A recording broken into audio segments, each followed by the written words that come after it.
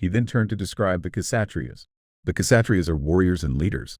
They are courageous and powerful, determined to protect their people and skilled in the art of battle. They do not turn away from challenges but meet them with bravery. Generosity flows from their hearts, and they take up the responsibility of leadership with honor. Next, the teacher spoke of the Vaishyas. The Vaishyas have a talent for working the land and protecting animals, particularly cattle. They thrive in trade and commerce, bringing prosperity through their hard work and skill in managing resources. Their duties lie in creating and sustaining wealth for the benefit of all. Finally, the teacher described the Sudras. Those born with the qualities of a Sudra dedicate themselves to serving others through various forms of assistance and labor. Their role is to support and uplift, contributing to society through service and dedication. With warmth and clarity, the teacher concluded, when each person embraces their own natural duties, guided by the qualities they possess, they can achieve true fulfillment and perfection. Let me show you the path to realizing this potential and living in harmony with your nature. The teacher's words resonated deeply, guiding each listener to reflect on their unique role and how they could contribute to the world with integrity and purpose. With wisdom shining in his eyes, the teacher spoke of a path to true fulfillment. To attain perfection, dedicate your work to the Supreme, who has created all things and dwells within everything, he explained. When your actions honor this higher power, they become sacred, and your life gains deeper purpose and true success. He then shared another guiding truth. It is far better to follow your own path, even if it is imperfect, than to perfectly imitate another's journey. Staying true to who you are and performing the duties meant for you keeps you free from harmful consequences. To illustrate, the teacher told a story. There was once a man who struggled with his work, finding it far from flawless. He watched as his friend excelled at a different task and could have chosen to imitate him. But instead, he stayed dedicated to his own purpose, knowing it was his path, imperfect as it was. By doing so, he avoided guilt and regret, finding peace in his commitment. The teacher continued, remember, every action comes with its flaws, just as fire is always accompanied by smoke.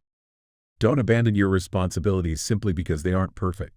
He shared the story of a farmer who, despite facing poor harvests and challenges, continued tending his crops.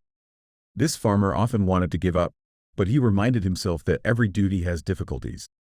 Like smoke surrounding fire, imperfections are part of life. And so, he kept going. Then, the teacher spoke of letting go. By releasing attachment and staying in control of oneself, a person who performs their duties without selfish desires finds the highest state of peace and freedom. He recounted the tale of a sage who lived humbly, never grasping for possessions or recognition. This sage carried out his daily tasks, not for gain, but because it was his calling. Free from attachment, he experienced a peace that few could fathom. Finally, the teacher leaned closer, his voice filled with promise. Listen closely, for I will now reveal how one can reach their fullest potential. By understanding and performing the right actions with a pure heart, you will unlock true wisdom and attain perfection. His words, filled with stories and timeless truths, inspired all who listened to seek their paths with sincerity and devotion. In a serene village, a man once chose to leave behind his life of luxury. He walked away from grand feasts and fine clothes, finding peace in simplicity. Eating only what was needed, he lived quietly, turning inward through meditation. Day by day, he let go of his anger, pride, and endless desires. Over time, a deep peace settled over him, making him a symbol of calm in the village. His presence spoke louder than any words, teaching that true joy and fulfillment come not from wealth or possessions, but from the stillness within. Elsewhere, a woman who had faced countless struggles finally found a sense of peace that went beyond her past. She no longer yearned for what she didn't have or mourned over what had been lost. Instead, she saw the world and everyone in it with gentle eyes, understanding that all living beings are equally connected. In this deep state of awareness, she felt a bond with the divine that was unshakable, a peace that could never be taken away. Then, there was a devoted seeker who spent years immersed in prayer and meditation. Their dedication was unwavering, driven by a sincere desire to know the true nature of existence. One day, in a moment of profound realization, the seeker experienced a connection to all of creation. They understood that everything, every being, every atom, was part of the divine, and they themselves had always been a part of this vast, unified whole. In that realization, they became one with the divine, their spirit blending seamlessly with the infinite essence of all.